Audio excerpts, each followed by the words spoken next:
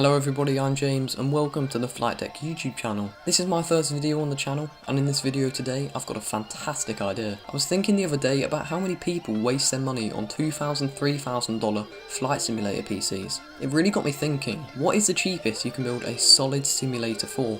One that looks realistic, runs very well, a budget friendly price. While pricing up a few components and seeing what we could work with, I found a sweet spot of $400. This includes the whole PC and the flight simulator yoke. This PC is going to get you fantastic performance, and it's the one I'm going to be building in the coming episodes myself. So in this first episode today, I'm going to be showing you some screenshots of what your simulator is going to be looking like, giving you some benchmarks about FPS you can expect in FSX and in other games like GTA and Call of Duty. Don't forget, this isn't just an FSX PC, so if you're a casual gamer but also like heavy FSX, this PC is for you. It's going to achieve a very realistic outlook in the sim, and you're going to get a fantastic performance of over 30 FPS. Without further ado guys, let's get straight into the video. But before we do that, I'd like to say a massive shout out to the Pilot 787. This is his gameplay in the background. My PC currently won't run FSX, so I'll leave a link below to his channel where you can check him out. He does fantastic videos of realistic FSX landings, and I think his content's great. Without further ado guys, let's get into the video. So guys, let's start with the PC parts. For the CPU in this build, I went for an Intel Core i5-6400. This is a 6th gen Skylake processor and has 4 cores. It's got a base frequency of 2.7 GHz, but we can turbo that to 3.3, which I believe is a very respectable speed. I know that a lot of CPUs out there, especially good ones for FSX, you need to be hitting that 4.5 GHz mark. I believe though, with a bit of tweaking, this CPU will work fine. In other games, it's an absolute powerhouse with the 4 cores, and because of that high turbo frequency, I think it will do just fine for us. When building a PC, especially one for gaming, the GPU is a vital part. It's good to have a fantastic, dedicated GPU.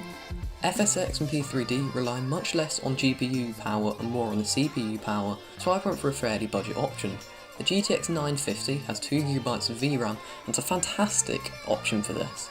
You can get it fairly cheap, used and new from many retailers around the world. It's good to go with a budget option when building an FSX PC, and it's not worth wasting the money on a GTX 970 or a 1080 or anything along those lines. I went for a fairly budget option, although you can upgrade to the 1050 for about £10 more. There's not really much performance difference though. Let's get onto the RAM. The RAM I've decided to go for in this build is 8GB of DDR4 RAM. When buying from CEX, you don't know the exact brand of the product you're getting. So if you're getting RAM, for example, you could get Crucial, like shown here, or you could get HyperX, or any kind of brand. They're all fairly the same.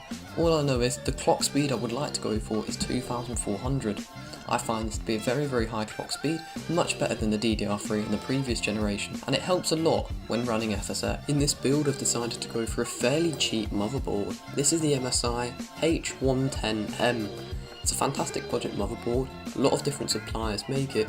We went from the MSI one today because it's cheap, £46, and it's a solid motherboard. It supports 6th gen Skylake processors.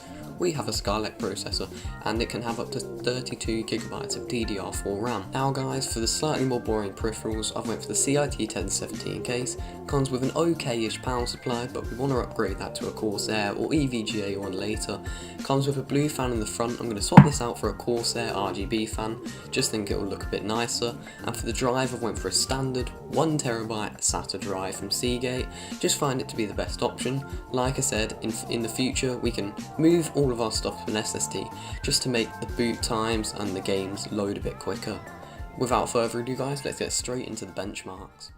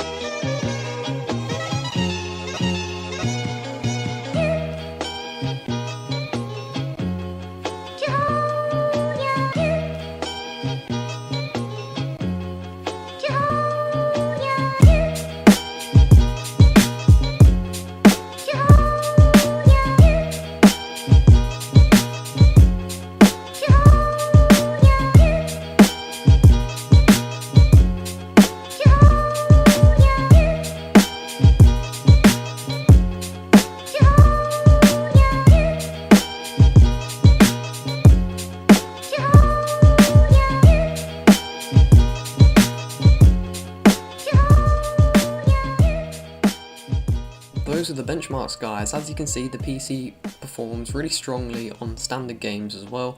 I'll also make sure to put in the description below the score it got on Geekbench, because I know a lot of you guys will be interested in that, especially for some of you out there who like to edit and do a bit more multitasking, and this PC isn't necessarily for gaming.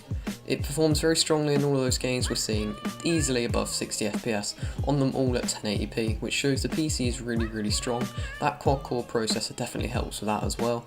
And while the GTX 950 isn't the strongest piece of the PC, I will be doing a sequel to this series where we'll be upgrading the power supply, we're getting a bit of a nicer case in there, and we'll also be upgrading the GPU to a 1060 or something along those lines. This was just to see, this first part of the series, how cheap we can make it and how cheap we could get it. We'll upgrade it down the line, and hopefully we'll end up with a $500, $600 beast of a simulator PC. Hopefully you guys have enjoyed the episode. I certainly have. I was about to say enjoyed the series there, but it's not all over. You guys, hopefully you're going to tune in for the next episode to see me build the PC, and I'll make sure to give you a step-by-step guide so everybody gets a really nice looking simulator. I've been James from the Flightdeck. Hope you guys have enjoyed the video. If you have any suggestions about anything we can change about the PC, please let me know in the comments, and I'll be sure to read them down before I finally order the parts, just so we know that we're picking the right parts, everybody's happy. Thank you guys for watching the video. Smash a like or dislike, comment any suggestions you have, and I'll see you in the next episode.